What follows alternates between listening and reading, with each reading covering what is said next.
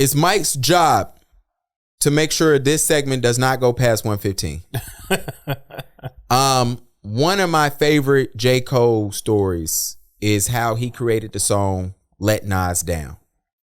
If you don't know the story, a sped up version is Nas came up to him when he was trying to make all this commercial music, and Nas said, damn, you let us down. And he created a song called Let Nas Down. This is my favorite part because this is when I believe that everybody lies when it's time to tell a great story, right? Yeah. And he said that he was getting on an airplane, he was listening to the song, and Nas got on the plane, and it was the night right after he recorded the song. Sounds too good to be true, but fuck it. Yeah. I'll let you be Jamie Foxx. If you ever hear Jamie Foxx tell a story, this nigga has the greatest lies ever, and they are amazing. So he let Nas hear the song. Nas loves the song. He puts the song out. What does Nas do? You guessed it. Hops on the remix and basically lets J. Cole know, like, you didn't let me down. You had my back. I love you. Whatever. I like that. Yeah, it's a dope story, and I feel bad because it's hate. Let me tell you why it's hate. Why's it hate? The last 72 hours, J. Cole let me down. Damn it. I think J. Cole he let hip hop down in general. Oh, we gonna get there. Yeah, I think. Only person who can get me not to do this is Luke from Dreamville, who I know personally, who's been on this podcast. And Luke, it's gonna be already out by the time you hear this, buddy. So fuck it. Let's start at the beginning. J. Cole dropped a diss track on Friday. He dropped a surprise project. Yep. I'm about halfway through it. Yeah, it's a lot of rapping. It's a lot of, yo, let me show y'all I am the best rapper. Yeah. Which got me excited because you have been saying that you believe out of the big three, J. Cole's the best rapper. I think he's the best rapper. Yeah, you've been saying that. Yeah. I think he's the second best. Yeah. And that's cool. I think the general consensus is that Drake is the last amongst this podcast and more. Yeah. That doesn't mean Drake clearly makes the better songs. Yeah. Musically. But cool. So the diss, we get to the last track, it's the diss. Let me tell you how J. Cole let me down. You did this bullshit where you talked about the discography. You got to start pronouncing stuff correctly now. They be tearing us up. Oh, they be killing us. Bro. Like, you know what I mean? Can't even do a laid back pod now. Now we got to be fucking CNBC with y'all mofos. Bro, fine. I was editing a reel. I was taking out all the mistakes we made. I said, they going to light us up. Y'all give me more work to do. But yeah, we're going through the albums, and J. Cole said that Kendrick Lamar, he said a line in there. He said, your first album was a classic. Your last shit was tragic. Your second album was okay, but they gassed it. And then he got to... I like that line because I totally agree. Keep going, though. I didn't mean to interrupt you. No. Because I it's points here where I know you're going to just start. Yeah. To Pimp a Butterfly you didn't like it? I didn't dislike it, but it wasn't as good as everyone tried to make it out to be. It was solid work. No, it's... It was solid. It was solid. But it was like, man, like they were like, yo, this is like the greatest album since the Black Album. And I'm just like, is it? I love the album because we're from North Carolina and George Clinton is a big influence down here. Oh, yeah. Come on now. You know, we love the funk. Yeah. And George Clinton is all throughout that whole album. And so I loved it. I loved the rapping, the message. But I understand certain albums are cult classics within the community. Yeah. Within it. So no, I like the line, but no, keep going though, because I think J. Cole needed to get it out. Well, my problem with that is J. Cole, you can't criticize nobody discography. I am a J. Cole fan. I remember what college was like when J. Cole dropped a warm up when most of us in college found out about J. Cole. Yeah. It gave niggas like me, they're nerdy. I want to be down. I want to be cool. I want to know where the hoes at, but I ain't going to marry them. But I also just want to know where they're going to shake ass. And I stand on the wall until back that ass come up on, or she got a dunk. And then we go out to the dance floor. But I was them dudes. Let me tell y'all something. When the warm up came out, dudes who was in computer science majors, we was ecstatic. Yeah. That's where I come from J. Cole. So I remember when Sideline Story came out and it was a big disappointment to us. But J. Cole gave us Friday Night Lights and it changed everything for us. And it was like, all right, this is the J. Cole we want. I remember J. Cole trying to make commercial music and realizing like, yo, I just want to speak to my cult following. So when you come out, J. Cole, who I like, and I know your discography, when you say, yo, you got two classics in a trash album and an okay album, I'm like, A, it's a lie, but I let you rock with it, J. Cole. But I look at J. Cole's discography and I go, it's really only Forest Hill Drive. It's the off season. And the rest is like, and it's Friday Night Lights, which is a mixtape, but it's like, yo, KOD I love, but it's like, but it's cool. Yeah. I mean, it is trash talk. It is trash. It is. We don't get there. So my only issue. So then we get past that because that's a little disappointment. But I was like, cool. The rest of the disc I like the switch. I got my ears perked up when you kept alluding to exposing Kendrick Lamar. And for me, it was kind of disappointing because I'm like, yo, y'all been punching for so long. Like, just say what you got to say. If we dissing, imagine that, Mike. Imagine like, yo, I keep hitting you. I keep hitting you. And you like, all right, bro, you got one more time. Bro, how long you got? Yo, you got one more time before you just knock my head off. Well, so going to exposing, right? So we have the whole, what's your boy name? Kendrick? No, from the Clips that went at Pusha T. Come on, man. Don't disrespect greatness. Yeah, I mean, fan. All right. So anyway, the story of Algernon, right? Or Algernon, however that is. Is it Algernon? No, it's like add-on or whatever. Whatever it is, though, right? A lot of people was like, okay, too far, right? So I'm wondering with the alluding to exposing, right? Was it getting to a point where it's gonna be like, all right, too far? Because I do think that when you have, like, if you're not trying to murder each other, you're just shit talking. I do believe that there is a out of bounds. Mike, you come from the era of condoms in the baby seat. Yeah, right. Which was out of bounds. But you come from I fucked your bitch. Yeah, which was out of bounds. Let me tell y'all how, because y'all know I love shitting on Mike's generation. They had Benny Siegel going up to the radio station saying this whole line is for Nas, disrespecting Nas. They have Benny going up there, this is for Jada. Mike is from the era when 50 Cent and Game got into it and they had a shootout. Yeah, and that's why I'm like, all right, I like the competition and the beef, but being that I am from that generation, like, yo, it was a lot of things that you're like, all right, man, too far, right? You know, like we love when Jay-Z and Nas made up. My generation was like, man, thank goodness, right? Because these are most of our favorite artists from this generation. Yeah, you know, so I didn't want like the J. Cole and the K. Dot. I don't want them to go too far. I do want them to go back and forth though, because I think that provides a good summer of music, especially in the streaming era. Back then, we had to wait for CDs to get pressed, bro. So that it took a while sometimes to get music out, bro, unless they leaked it. Absolutely. But now, like, yo, they can go produce a whole album in 2 weeks, drop it on streaming, and we can, like, yo, I like you, I am also disappointed in J. Cole, even though I think he is the best rapper of the group, because I thought that we was about to be like, oh man, I'm about to get an extra Future album. I'm about to get an extra J. Cole album. I'm about to get an extra Kendrick album. There's going to be 2 songs in there I like and the rest I'm going to hate. You know, I was excited. I got more hate to get off. Keep going. So Dreamville come. I ain't going. I ain't never going back to Dreamville unless I'm paid to be there. The only reason why I'm not a festival person. I'm not a festival person. And I'm not a... Not unless I got like a RV. So if anybody want to sponsor us, and give us an RV for a week. And honestly, J. Cole, even though I'm about to trash you some more, you would love to have us to come out there and interview people, talk to dads. I would love to do it because I think it's dope. I went the first year and it was dope. It was sad because it was right after Nipsey had passed, but it was cool to be out there. Everybody's out there to have a great time. Yeah. That's what I loved about it. And J. Cole has a cult following. I cannot stress that enough.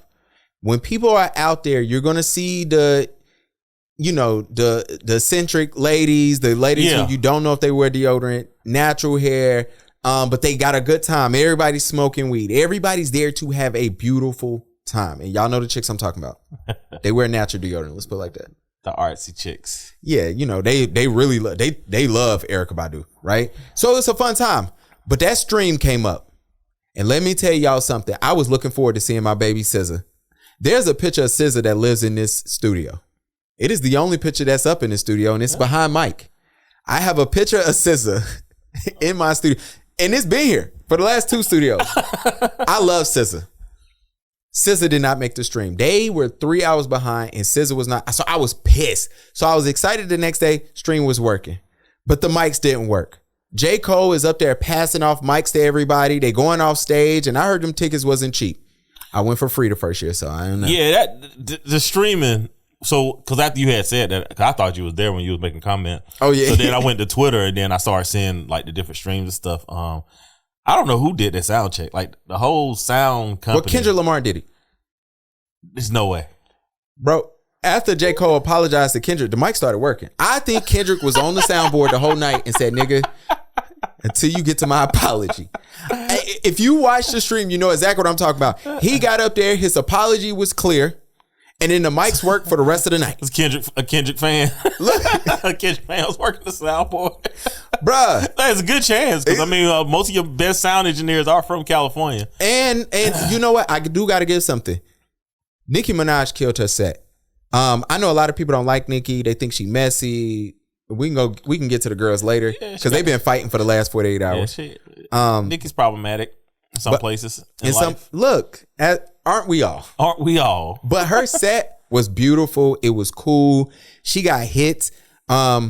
Nicki showed me why Lil Wayne to me is so amazing. To have two artists to be pure hip hop heads, to cross over to pop and then find their way back is super interesting to me. But it's cool. Yeah. Let's get to this bullshit ass apology. All right, Mike, I got 10 more minutes. I cannot stand, not musically. We could go music, religion, and sports. I'm going to start asking people, are you a true fan? Are you a casual fan? Or are you a delusional fan? You have to let me know before I start a debate with you. Gotcha. I watch people criticize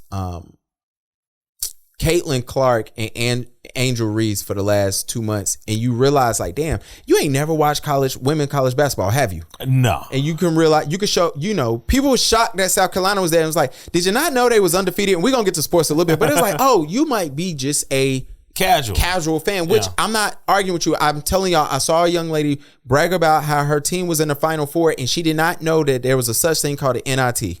And she was highly confused. Yeah. Cause she was like, yo, we going to the Final Four. Why aren't y'all celebrating us? And it was like, yo, sister, it's NIT. It's AAU. J. Cole, let me tell you what I don't like, bro. And this is real spiel. You made that diss, you said some things, and then you said you felt the pressure of your fans to come out with a diss. Don't blame us for nothing, my brother. You don't get the right. I think it's disingenuous. I think it's disrespectful. I don't know any other words that start with this, but I felt let down when you got up there and said you felt like you had to do it for the fans and you blamed us for this. Because when I look at it, J. Cole, we have 10 years of you dissing artists. J. Cole has lied to y'all. J. Cole has got us all to the way of thinking that he is Mr. Nice Guy. I play everything safe. I'm Mr. Positivity, and I hate you positive niggas from here on out. Like, we got to start being real, because when y'all have breakdowns, I don't want to be like, this is so uncharacteristic. I want to be like, this was this nigga. Because I've watched J. Cole diss Kanye. Talk about a rapper who's more into shoes and fashion. Well, we know you talking about Kanye. False prophets. You talking about Wale. You've been telling us for the last 2 years you are the best rapper out of everybody, and you'll kill anybody on the track. This is and that. And we know you talking about Kendrick and Kendrick and Drake, which is cool. The reason why it's cool, because like Mike said, this is competition only. Yeah. You, Drake, and K-Dot, y'all are not gangster rappers. Y'all don't, Drake does it, he makes it kind of weird when he be like, oh, I got ops and I spray up the whole block. And we don't believe it, but we let Drake get it off because it sound good. Yeah. Right? Yeah. It's hip hop. Hip hop is part entertainment. None of you niggas. Part WWE.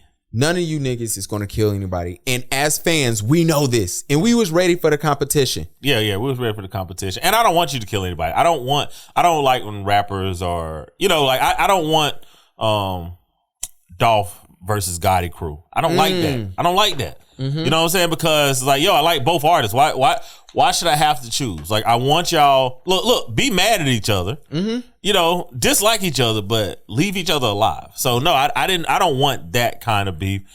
And I think, I see both parts when it comes to J. Cole. Okay.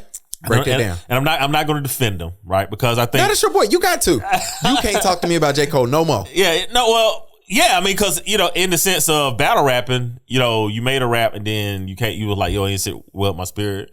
In the sense of battle rapping, you lost. right? You lost. This nigga said I ain't sleep good for 2 days. But as a human being, I applaud him for having the bravery, right, to say in front of everybody, yo, I thought I was cut out for this and I ain't.